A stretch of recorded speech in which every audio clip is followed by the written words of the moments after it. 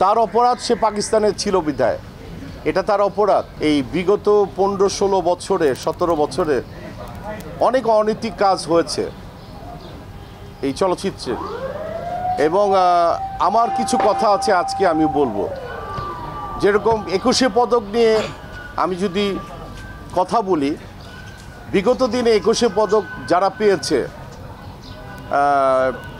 প্রায় 50% ঠিক ছিল। 50% ঠিক ছিল কি না আমার প্রশ্ন।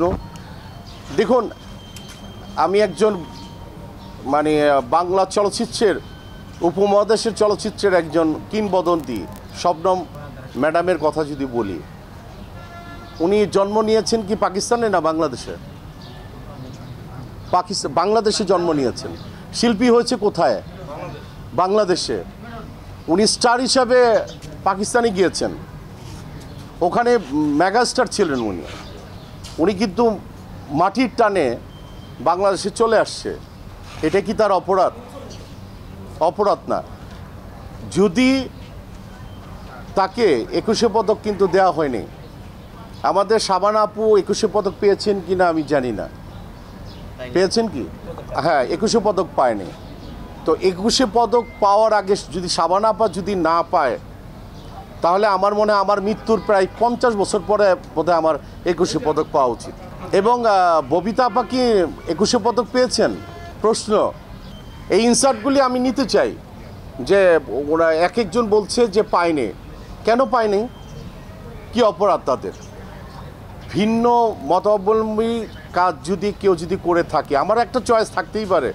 আমি মোহামেডানের সাপোর্টার, কেউ আহ্বানী সাপোর্টার, কেউ অন্য দলকে সাপোর্ট করবে, এটা হতেই পারে। কিন্তু চলচ্চিত্রের দিকে যদি আপনারা যদি তাকান, তার মেধা, তার চলচ্চিত্রের বয়স, তার প্রজ্ঞাপন সব কিছু মিলেই তো তাকে দাম দিবেন, নাকি দাম দিবেন না?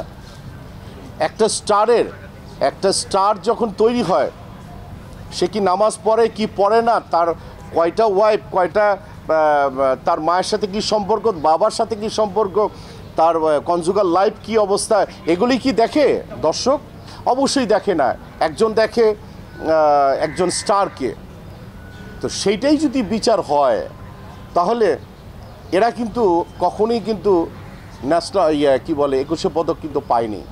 যাদেরকে পেয়েছে তারাও আমার সিনিয়র, অনেকটা কারেক্ট আছে। আবার একসময় আমি চিন্তা করেছি যে, আমি নাম বলবো না, আপনারা গেস করবেন কি করবেন না, এটা আপনাদের একান্তই ব্যক্তিগত ব্যাপার।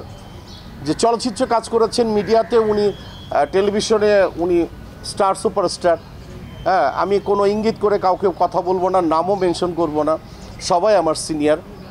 তাকে 21শে পদক দেওয়া হয়েছে, কিন্তু শাবানা বুকে দেওয়া হয়নি, ববিতা আপাকে দেওয়া হয়নি, তারপরে শবনম ম্যাডামকে দেওয়া হয় না। তার অপরাধ সে পাকিস্তানে ছিল বিধায়, এটা তার অপরাধ। তো এই বিষয়গুলি আমাদের চোখের সামনে কিন্তু হয়েছে। কিন্তু